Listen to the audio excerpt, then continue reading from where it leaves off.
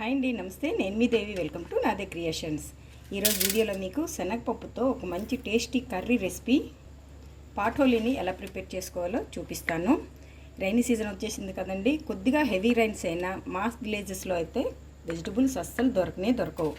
అలాంటప్పుడు ఎంతో టేస్టీగా ప్రోటీన్ఫుల్గా ఉండే ఈ శనగపప్పుతో టేస్టీగా మేము ఇలాగా పాఠోలీని తయారు చేసుకుంటూ ఉంటాం. ఇదైతే చాలా టేస్టీగా ఉంటుంది. చాలా సింపుల్ ప్రాసెస్లో మన ఇంట్లో ఉండే వాటితోటి రెడీ అయిపోతుంది.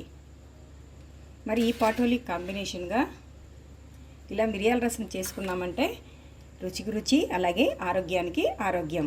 మరి ఎంతో టేస్టీగా ఉండే ప్రోటీన్ఫుల్ అయిన ఈ శనగపప్పుతో పాఠోలీని ఎలా ప్రిపేర్ చేసుకోవాలో ఈరోజు వీడియోలో చూపిస్తాను. మొత్తం చూసేసిన తర్వాత మీరు కూడా ఒకసారి దీన్ని ట్రై చేసి ఎలా వచ్చిందో నా కామెంట్ సెక్షన్లో తెలియచేయండి. మరి ఆలస్యం చేయకుండా టేస్టీ పాఠోలీని ఎలా చేసుకోవాలో ఆ సింపుల్ ప్రాసెస్ని ఇప్పుడు వీడియోలో చూసేద్దాం. శనగపప్పు పాఠోలీ కోసం ఇలా శనగపప్పుని ఒక 2 hours పాటైనా మినిమం సోక్ చేసి పెట్టుకోండి. ఇలా జస్ట్ మనకి ఇలాగ తుంచితే మనకి చక్కగా కట్ అయిపోయేటట్టు రావాలి. ఇప్పుడు దీంట్లోంచి వాటర్ని మొత్తం తీసేసుకొని ఇలా రెడీగా పెట్టుకోండి. అసలు మనకు వాటర్ అనేది అస్సలు ఉండకూడదు. ఇప్పుడు ఒక మిక్సర్ జార్ తీసుకొని దీంట్లో మనం సోక్ చేసి పెట్టుకున్న ఈ శనగపప్పుని యాడ్ చేసేసుకుందాం.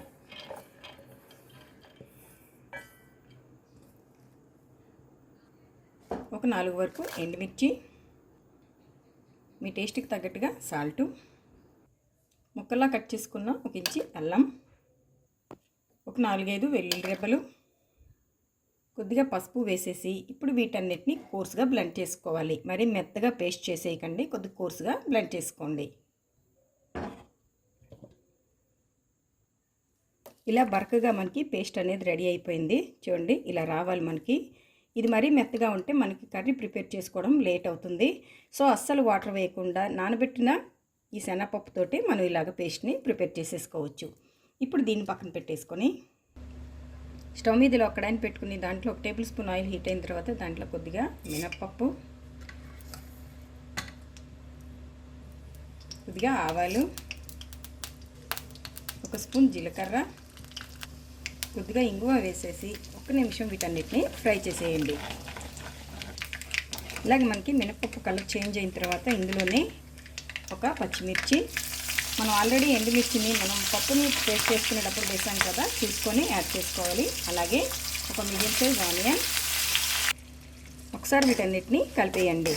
మీ దగ్గర కరివేపాకు కానీ కొత్తిమీర అలాంటివి ఏమైనా ఉంటే వేసుకోండి. రైనీ సీజన్ స్టార్ట్ అయ్యి కొద్దిగా హెవీగా రైన్స్ పడ్డాయంటే ఇక్కడ అసలు మాకేమీ దొరకవు.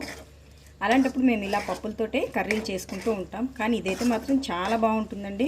మీరు తప్పకుండా ఒకసారి ట్రై చేయండి. ఇది మనకి కొద్దిగా ఇలాగా కలర్ మారిన తర్వాత దీంట్లోనే మనం రుబ్బి పెట్టుకున్న ఈ శనగపప్పు మిశ్రమాన్ని వేసేద్దాం. మనకి ఉల్లిపాయలు కంప్లీట్గా ఏం మగ్గిపోక్కర్లేదు.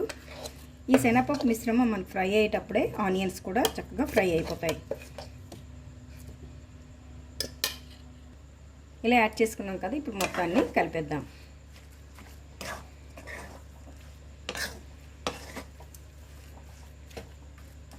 ఈ పప్పు మిశ్రమం మనకి చక్కగా ఫ్రై అయ్యేటప్పటికి ఆనియన్స్ కూడా మనకి ఫ్రై అయిపోతాయి. ఇలా అంచులకంతా స్ప్రెడ్ చేసుకుంటూ స్టవ్ని మీడియం ఫ్లేమ్లోకి పెట్టుకొని పొడిగా అయ్యేంత వరకు ఫ్రై చేసేసుకోండి. ఇది ఒకసారి కలుపుదాం మనం. చూడండి, మనకు అడుగు నుంచి ఎంత చక్కగా వచ్చేస్తుంది. మనం అస్సలు వాటర్ వేయకుండా ఈ శనగపప్పును రుబ్బుకున్నాం కాబట్టి ఇలా పొడిగా మనకి చాలా త్వరగా ఫ్రై అయిపోతుంది.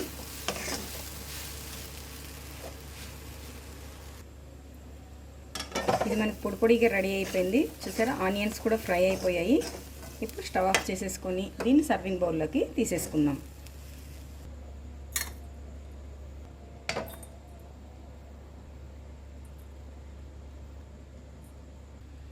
అంతేనండి, ఎంతో టేస్టీగా వేడివేడిగా మనకి శనగపప్పుతో పాఠోలీ రెడీ అయిపోయింది. ఈ పాఠోలీని మనం మిరియాల రసంతో కాంబినేషన్గా సర్వ్ చేసుకుంటే చాలా బాగుంటుంది. మీరు ఒక్కసారి తప్పకుండా దీన్ని ట్రై చేయండి. మరి ఎంతో టేస్టీగా ఉండే శనగపప్పు పాఠోలీని మీరు ఒకసారి ప్రిపేర్ చేసి ఎలా వచ్చిందో నా కామెంట్ సెక్షన్లో తెలియచేయండి. మరిన్ని టేస్టీ రుచుల కోసం నాదే క్రియేషన్స్ని సబ్స్క్రైబ్ చేసుకోండి. Thank you for watching.